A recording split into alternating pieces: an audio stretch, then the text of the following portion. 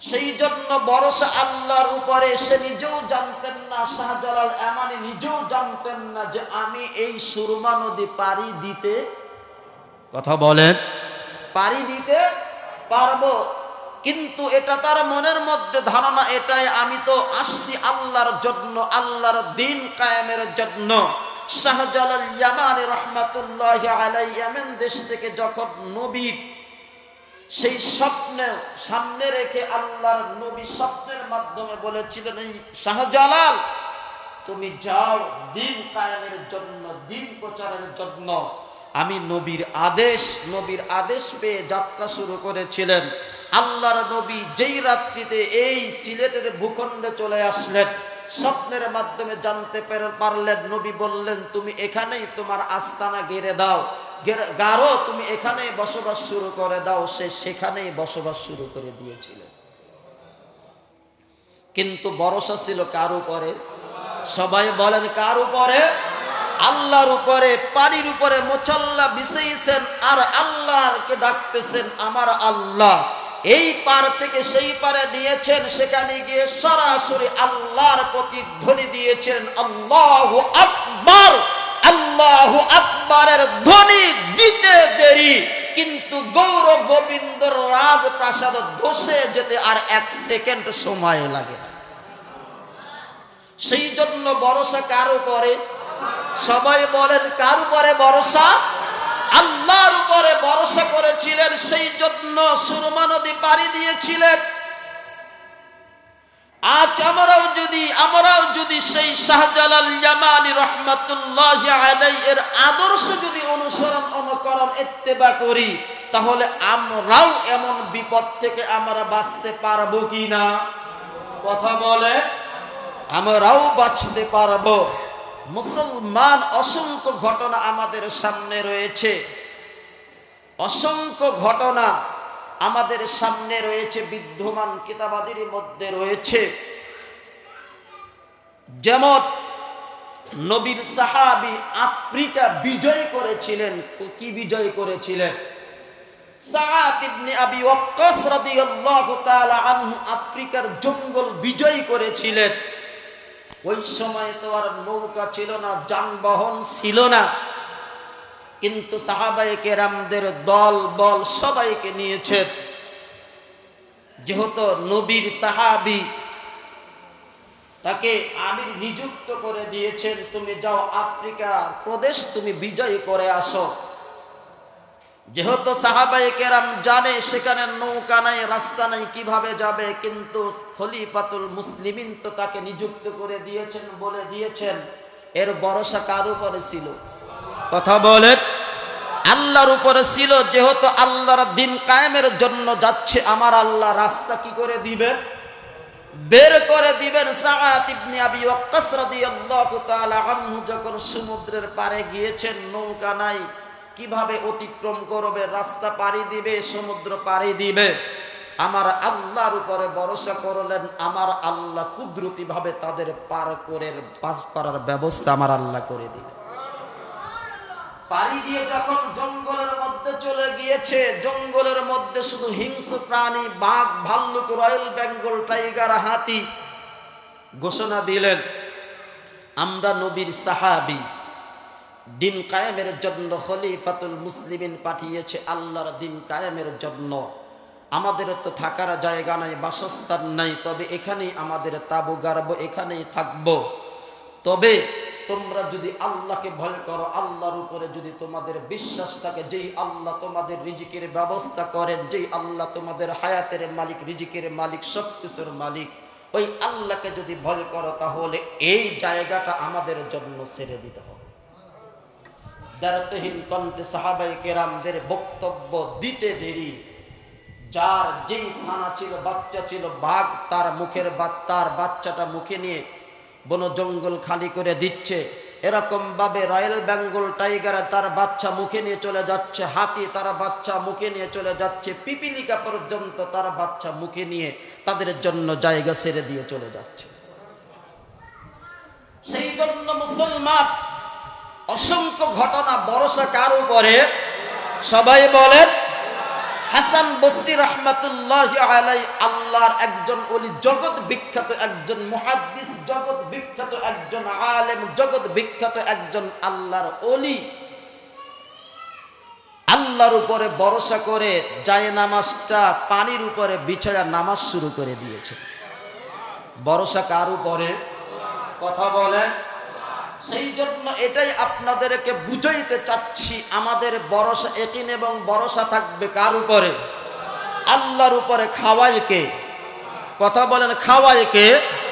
আল্লাহ। হায়াতের মালিক কে? রিজিকের মালিক কে? ছেলে সন্তান দেওয়ার মালিক কে? কথা বলেন। সুখ শান্তি দেওয়ার মালিক কে? অক্সিজেন দেওয়ার মালিক কে? নেওয়ার মালিক কে? কথা বলার যোগ্যতা দেওয়ার মালিক কে? সব কিছুর মালিক আমার আল্লাহ।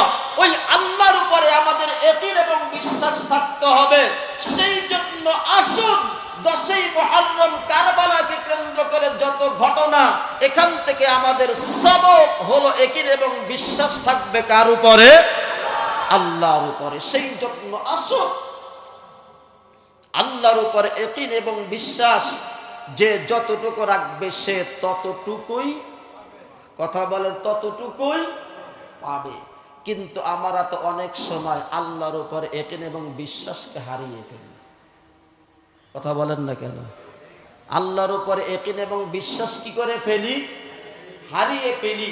কিন্তু আল্লাহর উপরে ইয়াকিন এবং বিশ্বাস হারানো যাবে না। সেই জন্য আসুন মুসলমান, নবীর সাহাবায়ে কেরাম রিদওয়ানুল্লাহি তাআলা আনহুম আজমাইনরা বদরের প্রান্তরে গিয়েছে। 313 জন সাহাবী 1000-এর বিরুদ্ধে মোকাবেলা করার জন্য। এদের আশা এবং বিশ্বাস কার উপরে ছিল? কথা বলেন। আল্লাহর উপরে। বদরের ইতিহাস পড়ে দেখেন। সেই জন্য আসুন মুসলমান,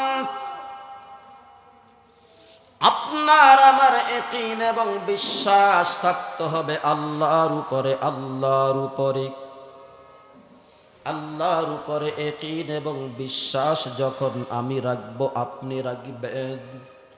যার যতটুকু ইয়াকিন এবং বিশ্বাস থাকবে আমার আল্লাহ তার সাথে সেইভাবেই আমার আল্লাহ ব্যবহার করবে।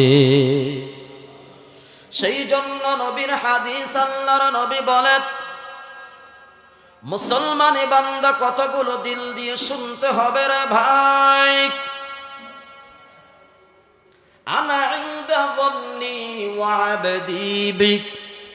আল্লাহর নবী বলেন, আমার আল্লাহর ব্যাপারে যার যেমন ইয়াকিন থাকবে, বিশ্বাস থাকবে, আমার আল্লাহ ওইভাবেই তার সাথে ব্যবহার করবে। আনা ইনদা যান্নি ওয়া আবদি বিক। সেই জন্য আসুন আমার আল্লাহর উপরে ইয়াকিন এবং বিশ্বাস। এই বাংলাদেশ 360 আউলিয়ার দেশ, যারা এই বাংলাদেশের ভূখণ্ডে যারা আল্লাহর দ্বীন কায়েমের জন্য চেষ্টা করেছে, তাদেরও ইয়াকিন এবং বিশ্বাস ছিল কার উপরে? সবাই বলে। মুসলমান শাহজালাল ইয়ামানী রাহমাতুল্লাহি আলাইহি বাংলাদেশে আসার পরে তার অনুসারীদের সবাইকে যারা যারা এলাকাতে ভাগ করে দিলেন, তুমি এই এলাকায় চলে যাও, তুমি এই এলাকায় চলে যাও। বাংলাদেশে 360 আউলিয়া, এদের কবর আজও পর্যন্ত এক জায়গাতে আছে, কেউ বলতে পারে নাই। কথা বলেন ঠিক কিনা? কেউ বলতে পারে নাই। 360 আউলিয়ার মধ্যে গোলাপ শাহ রহমাতুল্লাহি আলাইহি একজন, শাহ আলী রহমাতুল্লাহি আলাইহি একজন, খাজা খানজাহান সেও একজন। মুসলমানি বান্দা এরকম ভাবে পুরো বাংলাদেশটাই তারা এরকম ভাবে চেয়ে ফেলছে। তারা এরকম ভাবে দিন কায়েমের জন্য তারা চলে গিয়েছে। ইতিহাস পড়ে দেখো, আল্লাহর নবী বিজয় হজের ভাষণে আল্লাহর নবী 100 লক্ষ সাহাবায়ে কেরাম রিদওয়ানুল্লাহি তাআলা আনহুম আজমাইনদেরকে সামনে রেখে বিজয় হজের ভাষণ দিয়েছিলেন আরাফাতের ময়দানে। কত লক্ষ সাহাবায়ে কেরাম? কথা বলেন। সোয়া লক্ষাধিক সাহাবায়ে কেরাম। মুসলমান পুরো আরব কান্ট্রির মধ্যে, সৌদি আরবের মধ্যে 10,000 সাহাবায়ে কেরামদের বেশি আর কবর খুঁজে পাওয়া যায় না। ঐতিহাসিকগণ লিখেছেন পুরো সৌদি আরবের মধ্যে 10,000-এর অধিক সাহাবায়ে কেরামের কবর খুঁজে পাওয়া যায় না। অথচ আল্লাহর নবী 1.5 লক্ষ সাহাবায়ে কেরামদেরকে নিয়ে ভাষণ দিয়েছিলেন।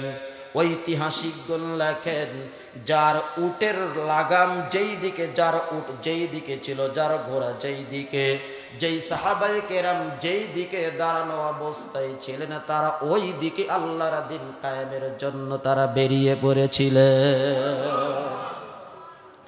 মুসলমানি বান্দা এখনো চীনের জমিনে, বেলজিয়ামের মধ্যে 3 জন সাহাবীর কবর পাওয়া যায়। কয়জন? 3 জন। সেই জন্য আসুন সাহাবায়ে কেরাম আল্লাহর দ্বীন কায়েমের জন্য, আল্লাহর দ্বীন প্রতিষ্ঠা করার জন্য, কোরআনের বিধান প্রতিষ্ঠা করার জন্য তারা পৃথিবীর আনাচে কানাচে তারা ছড়ায়া ছিটিয়ে গিয়েছিলেন। ঐতিহাসিকগণ লেখে বাংলাদেশের জমিনের মধ্যেও এরকম ভাবে সাহাবায়ে কেরামদের কবর রয়েছে। ঐতিহাসিকগণ লিখেছেন উত্তরবঙ্গে। সেই জন্য আসুন মুসলমান, আল্লাহর উপরে আমাদের ইয়াকিন এবং ভরসা থাকতে হবে রে মুমিন। সংখ্যা আমরা যতই কম থাকি না কেন, পৃথিবীর জমিনে এখনো প্রায় 200 কোটি মুসলমান। কত কোটি? প্রায় 200 কোটি মুসলমান এখনো পৃথিবীর জমিনে বাস করতেছে।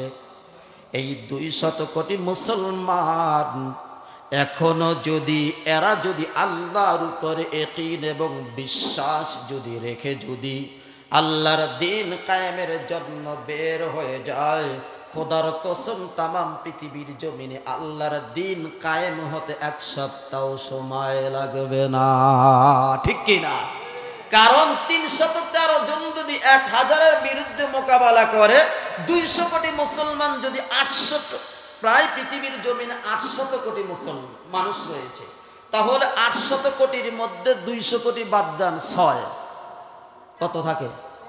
তাহলে ওই যে 1000-এর বিরুদ্ধে 313 জন যদি বিজয় আর আনতে পারে, কালেমার পতাকা উড়াইতে পারে, উত্তোলন করতে পারে, তাহলে এই 200 কোটি মুসলমান যদি আল্লাহর ধ্বনি দিয়ে তাকবীর দিয়ে বের হয়, তাহলে সেই গড়ে এভারেজে হিসাব করলে দিন কায়েম হতে কি আর 1 সপ্তাহ সময় লাগবে? কথা বলেন না কেন? সময় লাগবে? লাগবে না। কিন্তু আমাদের অভাব হলো আল্লাহর উপরে ইয়াকিন এবং বিশ্বাস। কথা বলেন ঠিক? ইয়াকিন এবং বিশ্বাস। সেই জন্য আসুন আপনি যত ইতিহাস পড়ে দেখবেন, উহুদের যুদ্ধের ইতিহাস পড়ে দেখেন মুসলমান কতজন আর তারা কতজন। সেই জন্য আসুন মুসলমান, হকের আওয়াজ যখন চলে আসে রে মুমিন, আমার আল্লাহ বাতিলদের অন্তরকে কাঁপায়া দেয়। হুসাইন রাদিয়াল্লাহু তাআলা আনহু কারবালার প্রান্তরে চলে আসলেন। 72 জন তার সৈন্য নিয়ে, সাথীদেরকে নিয়ে। কিন্তু এই কারবালার প্রান্তরে হাজার হাজারদের বিরুদ্ধে মোকাবেলার জন্য, আল্লাহর দ্বীন কায়েম করার জন্য দাঁড়িয়ে গিয়েছিলেন। কথা বলেন ঠিক কি না? কিন্তু যদিও সাহাবায়ে কেরাম যারা শাহাদাত বরণ করেছেন, আর যারা এরকম ভাবে হুসাইন রাদিয়াল্লাহু তাআলা আনহুকে শহীদ করেছেন, পৃথিবীর ইতিহাস পড়ে দেখেন এই ঘটনাকে কেন্দ্র করে অসংখ্য কাফের বেঈমানেরা আজ ইসলাম ধর্ম গ্রহণ করেছে। যদিও সাময়িক সময়ের জন্য এরকম দৃষ্টিতে পড়ে যায় হয়তো মুসলমানদের বিজয় হয় নাই, তারা পরাজয় বরণ করেছেন, কিন্তু না, এরকম ভাবে না, মুসলমানেরাই বিজয় অর্জন করেছেন। কথা বলেন ঠিক কি না?